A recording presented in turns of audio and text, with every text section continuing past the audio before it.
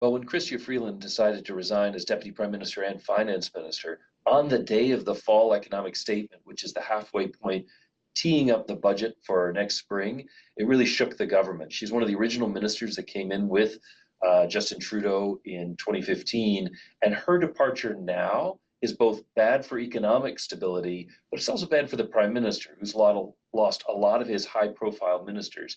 He's the head of a minority government in Canada, doesn't have enough seats to command a majority, and he has to face an election no later than October 20th, 2025.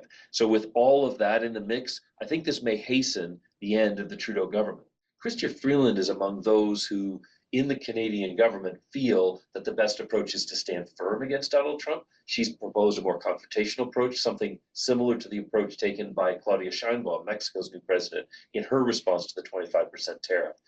So in this way, the division on how to respond to the US is front and center in the rationale that Chrystia Freeland had to leave, but also it will be the front and center question not only for the next election, but also for Pierre Poilievre, the Conservative leader. He is expected to win the election, but which would he choose? Compromise and negotiation or confrontation with Donald Trump?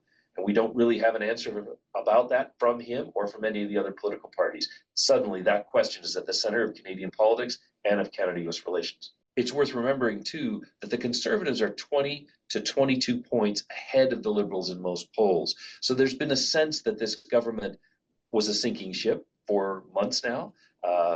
That's a situation that's been going on through most of 2024. And I think this will also hasten that date when we'll see an election and very possibly a new Canadian government.